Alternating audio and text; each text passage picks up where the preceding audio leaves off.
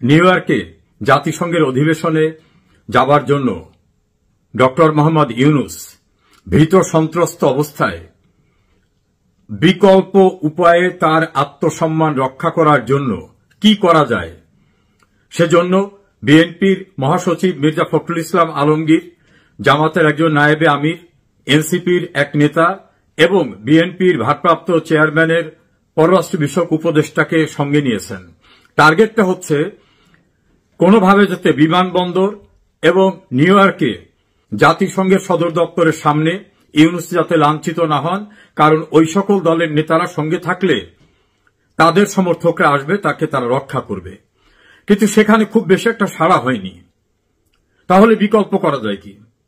Outsourcing এ লোক সংগ্রহ করতে হবে। আউটসোর্সিংটাকে আরো সহজ করে বলি, টাকার বিনিময়ে ভাড়ায় লোক আনতে হবে।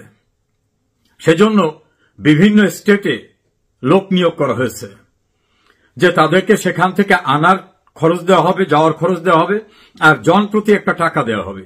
এই খরচটা কোত্থেকে আসবে? এম্বাসিতে বিভিন্ন সোর্সের, যার হিসাব দিতে হয় না এমন অনেক সোর্সের টাকা থাকে। সেই টাকা এবং ওইসব দেশে যারা আওয়ামী লীগ বিরোধী ব্যবসায়ী বা ধনী মানুষ তারা একটা অ্যামাউন্ট দেবেন, আর ইউনূসের যে কোম্পানি আছে সেই কোম্পানি টাকা দেবেন। এই মিলে বড় একটা ফান্ড করে আউটসোর্সিং এ, অর্থাৎ ভাড়ায় লোক এনে প্রবাসে থাকা আওয়ামী লীগ বা 14 দল অথবা মুক্তিযুদ্ধের পক্ষের লোকরা, বীর মুক্তিযোদ্ধারা যে ক্ষোভ প্রকাশ করবে, প্রতিবাদ জানাবে, সেই ডেমনস্ট্রেশনের কাউন্টার ডেমনস্ট্রেশন করার জন্য লোক খোঁজার ব্যবস্থা করা হয়েছে। আমি একজন সাংবাদিক এবং সেখানে দীর্ঘদিন থাকা অপর একজন গণমাধ্যম কর্মী, যিনি এখন আর নাই প্রফেশনে, একজন অ্যাটর্নি, এই তিনজনের সঙ্গে কথা বলেছি। তারা বলছেন যে বেচারা হয়তো খুব ভীত সন্ত্রস্ত হয়ে গেছেন, না হলে অতীতে কোনো গভর্নমেন্ট, এমনকি সামরিক স্বৈরাচাররাও কোনোদিন যাবার পরে এই জাতীয় প্রস্তুতি নেন নাই। তাদের পক্ষ থেকে নাকি আরেকটা পদক্ষেপ নেওয়া হয়েছিল যে নিউ ইয়র্ক পুলিশ যেন বিশেষ প্রোটোকল তাকে দেয়, বিশেষ প্রোটেকশন দেয়। এটা তো দেওয়ার কোনো বিধান নাই। এটা হয় সর্বোচ্চ লেভেলের কেউ হলে, তার ভিতরে ইউনূস পড়ে না, সেটাই ব্যর্থ। বিএনপি, জামাত, এনসিপির বড় ধরনের ডেমনস্ট্রেশন করার সাপোর্টাররা আসতেছেন না, বা তাদের উপর উনি আর আস্থা রাখতে পারতেছেন না। সেজন্য উনি আউটসোর্সিং অর্থাৎ ভাড়ায় লোক আনবে। যেসব লোকগুলো বিভিন্ন ইন্ডিয়ান শপে বা অন্যান্য শপে কাজ করে, ক্যাশের ভিত্তিতে কাজ করে বা রেগুলার কোনো কাজ নাই, তাদেরকে নিয়ে এসে তাদের দিয়ে ডেমনস্ট্রেশন করা হবে এবং তাদের আগাম টাকা পরিশোধ করা হবে যাতে তারা ফিরে যাওয়ার সময় বিব্রতকর অবস্থায় না পড়ে। এই পদক্ষেপ নিয়েছেন। এটা অনেকে খুব সুবিধাজনক ছাড়া না। তখন আরেকটি পদক্ষেপ নিয়েছেন যে কনসুলেটে প্রতিবাদ জানাতে যাওয়া প্রবাসী বাঙালিদের আওয়ামী লীগের লোক হিসাবে ট্রিট করে তাদের বিরুদ্ধে মামলা হয়েছে, বেশ কয়েকজনকে গ্রেপ্তার করা হয়েছে। এইটা কনসুলেট জেনারেল থেকে বাইরে ছড়িয়ে দেওয়া হয়েছে। এবং সেখানে যে প্রেস মিনিস্টার, তিনি এইটা নাকি বিভিন্ন ভুয়া পোর্টালে প্রচার করিয়েছেন। টার্গেটটা হচ্ছে এই খবরটা গেলে অনেকে অ্যাসাইলাম সিকিং আছে, কারো কেস পেন্ডিং আছে, কেউ ইনডেফিনিট পিরিয়ডের জন্য আছে, তারা যদি মামলায় পড়ে তাহলে তাদের এই অ্যাসাইলাম সিকটা অ্যাপ্রুভ হবে না, ফলে ভয় ভীতির ভিতর তাদের রাখা যায় কিনা। এইটা আবার গত রাতে একজন ইউটিউবার, তিনি অ্যাটর্নি মঈন চৌধুরী, সাংবাদিক দীপু সহ আরো কয়েকজনকে এনে আলাপ আলোচনার ভিতর থেকে প্রকাশ করে ফেলছেন যে এই ঘটনাটা সম্পূর্ণরূপে মিথ্যা। আওয়ামী লীগের কোনো লোক গ্রেপ্তার হয়নি। তাছাড়া ওই দেশে মামলা হয়, মামলার তদন্ত হয়, তারপরে গ্রেপ্তার হয়, তদন্তের পর্যায়ে। তো এখন পর্যন্ত কোনো মামলাই হয়নি। তা মামলাই যদি না হয় তা গ্রেপ্তার হয় কিভাবে? অন্যদিকে ইউএস আওয়ামী লীগের সভাপতি ডক্টর সিদ্দিকুর রহমান, তিনি প্রেসকে বলছেন যে একটা লোকও আমাদের কোথাও গ্রেপ্তার হয়নি। প্রশ্ন উঠেছে, ডক্টর ইউনূস একটা সফরে যাওয়ার জন্য এত মিথ্যাচার, বিরোধী দলের লোক নেওয়া, ভাড়ায় লোক আনা, আউটসোর্সিং যেটাকে, নিজের হাইকমিশনকে ব্যবহার করা, নিজের এনজিওর লোকদেরকে সেখানে উপস্থিত রাখা, এত কিছু করার পরেও নাকি সুবিধাজনক অবস্থায় নাই। তার হয়ে একজনে নাকি প্রবাসে থাকা অনলাইন অ্যাক্টিভিস্ট, যারা শেখ হাসিনার বিরুদ্ধে খুব সোচ্চার থাকেন, তাদেরকে নাকি অনুরোধ করেছিলেন যে আপনারা কিছু লোকটোক এখানে পাঠান। তাতেও নাকি খুব ভালো সাড়া পাওয়া যায়নি। এত কিছু করার পরেও ইউনূস আতঙ্কে রয়েছেন যে প্রবাসীদের ক্ষোভের মুখে তার অবস্থা কি হয়ে দাঁড়াবে। তার অতীত অভিজ্ঞতা আবার ভালো না। তিনি লন্ডনে গেছিলেন, সেখানে যে হোটেলে ছিলেন, হোটেল থেকে বের হওয়ার মতো অবস্থাই ছিল না, প্রবাসীদের এত তীব্র ক্ষোভ। তার যিনি মাস্টার মাইন্ড, তথ্য সম্প্রচার উপদেষ্টা, তিনি নিউ ইয়র্কে অপদস্থ হয়েছেন, লন্ডনে অপদস্থ হয়েছেন, জাপানে গেছেন, আরেকজন জাপানে অপদস্থ হয়েছেন। বাংলাদেশের ভিতরে আসিফ নজরুল এবং তার যে গোয়েবলস শফিক, তারা মাইলস্টোন স্কুলের দুর্ঘটনা সেখানে গিয়ে 9 ঘন্টা অবরুদ্ধ ছিলেন।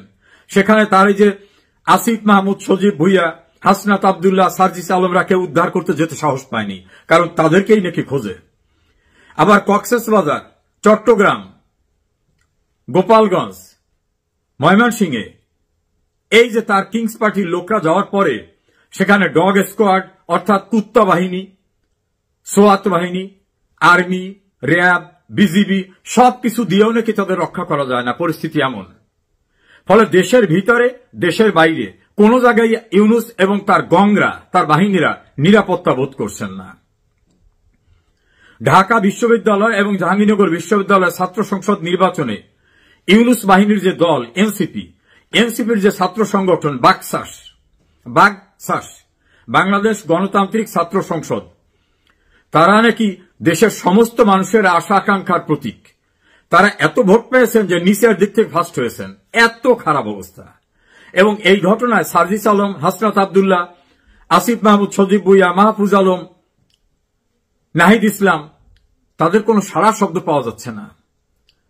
একজন ইউটিউবারের আলোচনার ভিতরে তো দেখলাম যে তারা কি হারিয়ে গেছে নাকি তারা আছে, তারা কি দুঃসময়ের ভিতর আছে, কোনো অভাবনা আছে, খাবার দাবার পাচ্ছে নাকি। আবার এর ভিতর ছড়িয়ে গেছে যে একজন সচিব নিয়োগে 35 কোটি টাকা নিয়েছেন এবং এনবিআর এর চেয়ারম্যান নিয়োগে নাকি 100 কোটি টাকার ঊর্ধ্বে। এই চতুর্দিকের এই ভয়ঙ্কর পরিস্থিতিতে ইউনুস এখন ছেড়ে দেমা কেঁদে বাঁচি এটা যেমন ভাবছেন, পাশাপাশি আবার ভাবছেন আর তো কোনোদিন কিছুই হতে পারবো না। হয়তো মনে মনে ভাবছেন যে আমি তো ইউনিয়ন পরিষদের চেয়ারম্যান হতে পারবো না নির্বাচনে, তাছাড়া ক্ষমতা হাতছাড়া হওয়ার পরে দেশেও তো আর ফিরতে পারবো না যদি দেশের বাইরে চলে যেতে পারি। যতদিন সময় নেওয়া যায় এই সময়ের ভিতরে কিছু কামিয়ে নেওয়ার চেষ্টা। আর ইউনুসের সঙ্গে যারা আছেন তারাও মনে করছেন যে বিদেশ থেকে আসছেন, কারণ তার ক্যাবিনেটের অধিকাংশ তো বিদেশি আর এনজিও পার্টি। কেউ কেউ তো এক ইউটিউবারের ভাষায় ডায়াপার পড়তে হয়, মানে বহুমূত্র রোগে আক্রান্ত। এইসব লোকরা আত্মজীবন সুযোগ পাবেন না, কাজে হালুয়া রুটি যা কিছু ভাগযোগ করে নেওয়া যায় এখনই নাকি উপযুক্ত সময়। এর সঙ্গে আরো যুক্ত হয়েছে ঢাকার রাস্তায় পুলিশকে এত কিছু বলার পরেও, সর্বশেষে 5,000 টাকা করে দেওয়ার মতো একটা উৎকোচ দেওয়ার পরেও আওয়ামী লীগের মিছিল ঠেকানো যাচ্ছে না।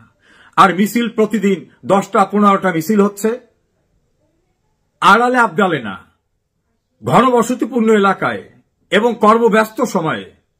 এমনকি ইউনুসের যে দল এনসিপির অফিসের নিচে নাচতেছে, গাইতেছে, মিছিল করতেছে আওয়ামী লীগের লোকরা, সেখানে নাকি তাদেরকে টু শব্দ করতে সাহস পাচ্ছে না এনসিপির কেউ।